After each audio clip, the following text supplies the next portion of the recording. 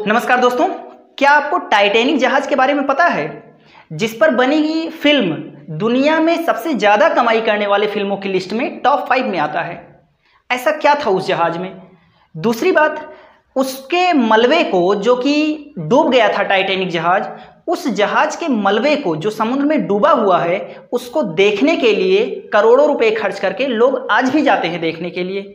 इसी तरह से 18 अप्रैल सन 2023 को 5 दुनिया के अरबपति करोड़ों रुपए खर्च करके उस टाइटैनिक जहाज के मलबे को देखने के लिए जा रहे थे और उनका अभी कुछ पता ही नहीं है।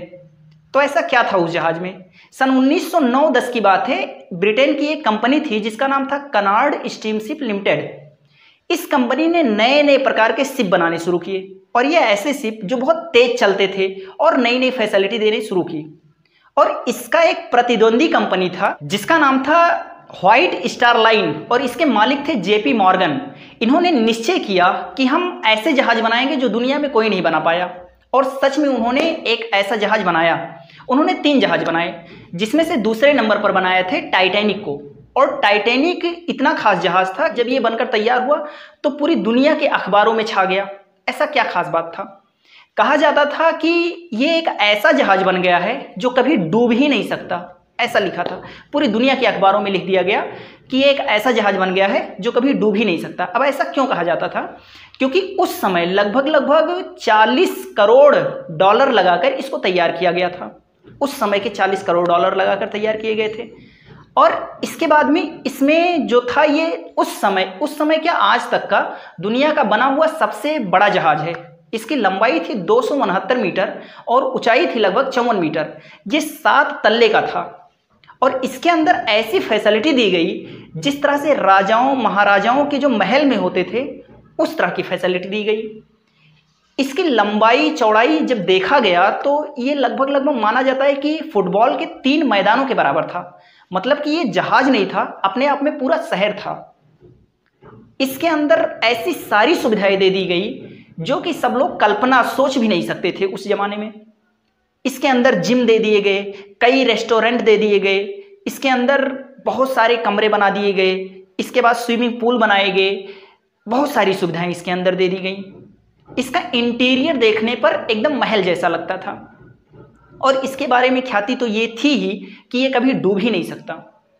और इतना बड़ा जहाज जब बनकर तैयार हुआ तो सारे के सारे लोग बहुत उत्साहित थे। पूरी दुनिया के लोग, इसमें घूमने का तो छोड़िए, इसको देखने के लिए लोग आने लगे।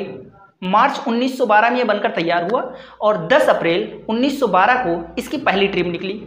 उस समय इसके कैप्टन थे एडवर्ड जॉन स्मिथ। ये इसके कैप्टन थे और 3200 लोगों की कैपेसिटी थी, ये लेकर जा सकता था, लेकिन इन्होंने केवल 2200 लोगों को इसमें भरा।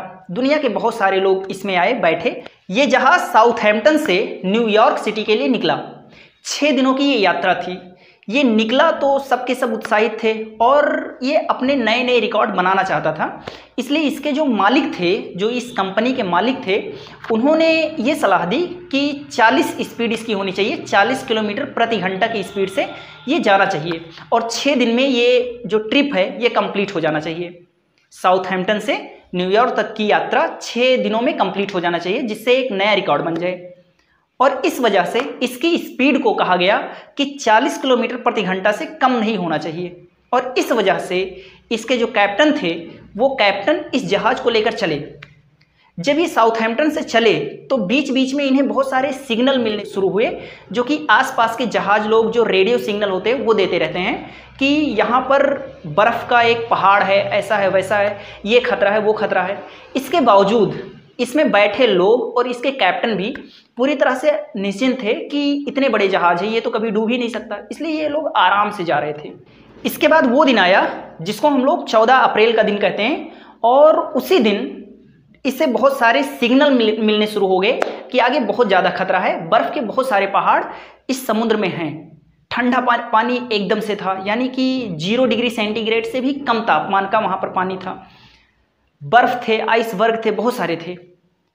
जब रात का 11:40 हुआ तो उससे पहले, थोड़ी देर पहले, एक जहाज़ था SS कैलिफोर्निया नाम का। उस जहाज ने इन्हें सिग्नल दिया कि आगे बहुत बड़ा एक आइसबर्ग है, आइस का मतलब बर्फ़ का एक टुकड़ा है, चट्टान है, तो संभल जाइए। यस कैलिफोर्निया नाम के जहाज ने ये संकेत दिया और अपना रेडियो सिग्नल बंद कर लिया। इन्होंने, जो इसमें बैठे हुए कैप्टन थे, जो इसे चलाने वाले लोग थे, ये लोग इस सिग्नल को सुने भी, इसके बावजूद भी अपनी स्पीड कम नहीं किए और फिर ये आगे बढ़ते गए। और जब ये एक बहुत बड़े चट्टान के पास में पहुंच गए तो इनके ऊपर, यानी कि जो इस जहाज पर, टाइटैनिक जहाज पर जो बैठा हुआ था आदमी, उस आदमी ने, एक आदमी ने देखा कि आगे बहुत बड़ा चट्टान है और फिर चिल्लाकर कहा कि इसको दाहिने मोड़ लीजिए। और दाहिने मोड़ने के चक्कर में, हड़बड़ाहट में, इन्होंने जल्दी से बाएं मोड़ दिया। और बाएं मोड़ते ही क्या हुआ, ये जो टाइटैनिक जहाज था वो साइड से एक बड़े चट्टान से टकरा गया। और बड़े चट्टान से टकराने की वजह से इसके आगे के जो 4 सिस्टम थे, 4 कैंप थे, वो टूट गए और उसमें पानी भरने लगा। जब उसमें पानी भरने लगा तो 4 टूटा, फिर उसमें पानी भरने लगा, फिर 6 में भर गया, फिर 8 में भर गया। और धीरे धीरे 12:30 बजे तक इनका एकदम से बुरा हालत होने लगा और सब लोग सोचने लगे कि शायद अब बचेंगे नहीं हम लोग।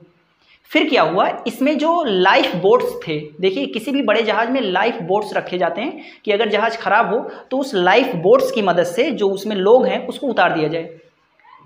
उस समय उसमें 22 लोग थे और 20 लाइफ बोट थे, यानी कि उस समय टाइटैनिक जहाज में 2200 लोग बैठे थे लगभग, और उसमें लाइफ बोट्स थे लगभग 20, और प्रत्येक लाइफ बोट में 60 से 70 आदमी आ सकते हैं, यानी कि 1200 आदमियों को लाइफ बोट के द्वारा उतारा जा सकता था। 12:20 को रात में लाइफ बोट से ये लोगों को उतारना शुरू किए। और जब लाइफ बोट से उतारना शुरू किए तो लगभग 15 लाइफ बोट ऐसे चले गए कि लाइफ बोट जब उतारा जाता था तो लोग उसमें जाते ही नहीं थे। कहते थे कि हम तो ऐसे जहाज में हैं जो कभी डूब ही नहीं सकता, तो क्यों हम लाइफ बोट में बैठ कर जाएं, अपना टाइम खराब करें। और जो 70 लोगों की कैपेसिटी वाला लाइफ बोट था वो लगभग 30-28 लोगों को भरकर चली गई। और 1200, यानी कि 1200 लोगों को बचाया जा सकता था, उसमें से मात्र 740 लोग लाइफ बोट के द्वारा गए। रात के जब 2 बज गए, 1 बज गया, तो ये जो टाइटैनिक जहाज के जो चलाने वाले थे उन लोगों ने सिग्नल देना शुरू किया कि कोई जहाज अगर पास में हो तो आकर हमें बचा ले। और इस सिग्नल को सुनकर एक बहुत दूर एक जहाज था, लगभग 100 किलोमीटर से ज़्यादा दूर, उसका नाम था RMS कारपेथिया। ये RMS कारपेथिया नाम का जहाज 100 किलोमीटर से दूर था। ये जब तक आता तब तक, यानी कि लगभग 2:30 बज गए थे रात के, और 2:30 बजे तक ये जो टाइटैनिक जहाज था वो आधा टूटकर डूब गया था। और धीरे धीरे करते करते ये पूरा डूब गया और उसमें लगभग 1400 लोग मारे गए। अब ये जब मर गए सारे के सारे लोग, तो इसका जो मतलब बताया जाता है कि किसकी वजह से डूबा, तो पहला चीज़ तो वहाँ का जो मालिक था जिसने कहा था कि 40 से कम इसकी स्पीड नहीं होनी चाहिए, एक तो उसकी गलती है। दूसरी, जब लोग सिग्नल दे रहे थे कि अपनी स्पीड कम कीजिए, कंट्रोल में रहिए, तब भी ये लोग इतने निश्चिंत थे कि हम तो ऐसे जहाज में हैं जिसमें जो कभी डूब ही नहीं सकता, इस चक्कर में थे। और तीसरी चीज़, जो इसमें लोग थे, बैठे थे, वो इतने आराम से थे कि जब लाइफ बोट उतर कर जा रहे थे तो उसमें भर कर नहीं गए, नहीं तो 1200 लोग बच सकते थे। और इसके डूबने के और भी बहुत सारे कारण हैं। हड़बड़ाहट में गलत दिशा में मोड़ देना, ये भी एक कारण था। तो इस तरह से बहुत सारे कारण बने इस टाइटैनिक जहाज के डूबने के। 1912 में ये डूबा। इसके बाद इसके मलबे को खोजने की बहुत सारे प्रोसेस किए गए, पूरी दुनिया जुट गई, हेडलाइन से पूरा अखबार भर गया और इसे नहीं खोजा जा सका। इस सितंबर 1985 ईस्वी में रॉबर्ट ब्लाड नाम के एक व्यक्ति ने इसके मलबे को खोजा और तब से दुनिया के अलग अलग देशों से जो करोड़पति लोग हैं वो इसे देखने के लिए, यानी टूरिज्म के रूप में वहाँ पर जाते थे उस टाइटैनिक के मलबे को देखने के लिए। और इसी चक्कर में अभी 18 अप्रैल सन 2023 की बात है, 5 लोगों की एक टीम, वो 5 के पांचों अरबपति थे और 5 लोग बैठकर एक छोटे से, और उस जहाज का नाम था, वो सबमरीन था जो पानी के अंदर डूब कर चलता है, और उसमें 5 लोग बैठे, उसका नाम था टाइटन। और टाइटन में बैठकर गए, 2 घंटे तक वो उनका सिग्नल कनेक्ट था, लेकिन 2 घंटे के बाद उनका सिग्नल टूट गया और इसके बाद में वो अभी तक लापता हैं।